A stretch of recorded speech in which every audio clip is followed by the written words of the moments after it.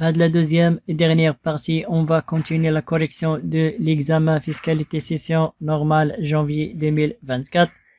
Exercice numéro 2, on a que le résultat comptable avant impôt de la société Africa vérifié au 31/12/2023 et 620 000 dirhams. Parmi les charges comptabilisées au cours de cet exercice, on a un don accordé de 120 000 le 25/5/2023 à une association reconnue d'utilité publique le 30/16/2023. Quelles sont les conditions que doivent remplir les dons accordés pour qu'ils soient fiscalement déductibles? Préciser le traitement fiscal en matière de l'IS des dons de 120 000 dirhams accordés. Étant donné que la partie de l'IS, on fait appel à quelques articles qui régissent l'impôt sur les sociétés. Comme vous le savez que les personnes imposables d'une manière obligatoire ou bien optionnelle, qui est l'article 2 du Code général des impôts, les exonérations en matière de l'IS, que ce soit éternel ou bien temporaire, qui est l'article 6, le résultat fiscal défini par l'article 8 du Code général des impôts, le produit imposable en matière de l'IS, qui est l'article 9, les charges déductibles fiscalement, l'article 10, les charges refusées d'être déduites du résultat imposable, qui est l'article 11, le taux de l'IS, qui est l'article 19. Pour la fiscalité des dons, on a trois types de dons. Dons accordés au habous public, à l'entraide nationale, aux associations reconnues d'utilité publique et aux établissements publics et autres énumérés l'article 10 grand 1 B deuxième mot du Code général des impôts. Les dons sont déductibles des résultats fiscaux sans limite de montant. Deuxième type de dons, on a les dons accordés aux œuvres sociales des établissements publics ou privés et accordés aux institutions réalisant des projets d'intérêt général. Dans le cas, la déductibilité des dons est limitée à 2 pour 1000 du chiffre d'affaires hors taxe du donateur. Autre type de dons, ce sont des dons non déductibles fiscalement, c'est-à-dire qu'il faut réintégrer le montant total des dons. Les dons accordés à autre personne que les personnes listées l'article 10 grand 1 B deuxièmement, ou bien des dons accordés à autre personne que les œuvres sociales des entreprises publiques ou privées. Fait le cas, les dons sont refusés d'être déduits de résultat fiscal, c'est-à-dire qu'il faut réintégrer le tableau de passage de résultat comptable au résultat fiscal. Fait le cas, l'entreprise a versé un don de 120 000 le 25/5/2023. C'est-à-dire, les dons sont liés à l'exercice de 2023, mais la date de versement, elle était avant la date de reconnaissance de l'utilité publique de l'association, c'est-à-dire accordée avant le 37/2023, c'est-à-dire, les dons accordés à une association normale, c'est-à-dire à une association non habilitée à recevoir des dons. Dans le cas, des dons non déductibles fiscalement qu'il faut réintégrer le montant total, à savoir 120 000 dirhams. Si par exemple, les dons sont accordés après la date de reconnaissance d'utilité publique, ils sont versés après le 37/2023, le cas qui est don accordé à une association reconnue d'utilité publique, le montant total versé ou bien accordé, montant total déductible. Mais étant donné que le cas il est versé avant la date de reconnaissance d'utilité publique, le don il faut réintégrer fiscalement le tableau de passage de résultat comptable au résultat fiscal. Deuxième question, fait de l'exercice numéro 2, calculer le bénéfice fiscal net de l'exercice, sachant que le déficit fiscal de l'exercice 2022 est de 60 000. Et comme vous le savez que le résultat net fiscal est égal au résultat comptable avant impôt plus somme de réintégration moins somme de les déductions moins déficit reportable. Fait le cas, un résultat comptable avant impôt est égal à 620 000. Les réintégrations les dons ont 120 000. Les déductions c'est-à-dire égal à 0. Le déficit reportable 60 000. Et le résultat net fiscal est égal à 620 000 plus les réintégrations moins les déficits reportables les 60 000. Ça donne un résultat net fiscal bénéficiaire de 680 000.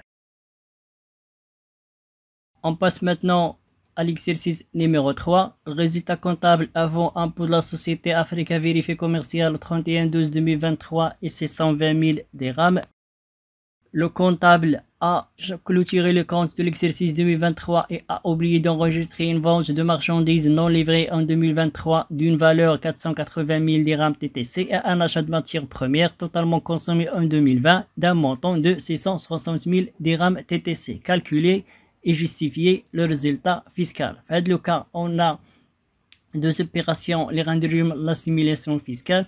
Mais avant cela, le comptable a clôturé les comptes, c'est-à-dire n'a pas le droit de faire des enregistrements comptables. Il y a la possibilité de faire quoi? De faire des opérations extra-comptables via quoi? Via le tableau de passage des résultats comptables au résultat fiscal ou bien ce qu'on appelle le tableau 3. Il y a une opération de vente pour des marchandises non livrées et une opération d'achat de matières premières totalement consommées en 2020. Pour l'opération de vente de marchandises, comme vous le savez que les ventes sont imposables à l'IS s'ils sont livrés, alors que s'ils n'ont pas encore livré, ce sont des ventes ne concernent pas l'exercice et donc ce sont des ventes qu'il faut soustraire du résultat fiscal. Dans le cas, on a une vente de marchandises.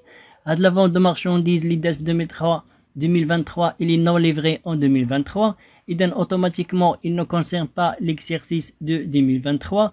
En vertu du principe de quoi? De spécialisation de l'exercice. Mais étant donné que la vente n'est pas comptabilisée, يعني ما كايناش في الريزولتا comptable اللي غنديروا لها la rectification fiscale، إذا حتى فيسكالمون ما غنديروش لها تريتمون فيسكال. علاش؟ لأنه أصلا هذيك الريزولتا comptable ما فيهاش هاد المونطون ديال 400 000 ديال vente de marchandises non livrées. إذا حتى fiscalement aucun traitement opéré في هذا le cas. Rien à signaler tiré. Deuxième opération, achat de matières premières totalement consommées en 2020.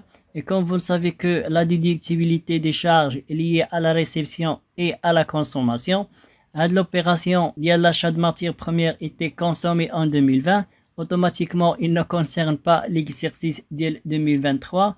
En vertu du principe de spécialisation de l'exercice, il ne concerne pas l'exercice de 2023. Le comptable aussi a omis d'enregistrer la facture. إذن la facture ما كايناش في le résultat comptable à rectifier. Automatiquement, fiscalement, rien à faire, rien à signaler, aucun traitement fiscal à effectuer. Résultat comptable plus les réintégrations, moins les déductions, moins de somme des déficits reportables qui atteignent le bénéfice fiscal.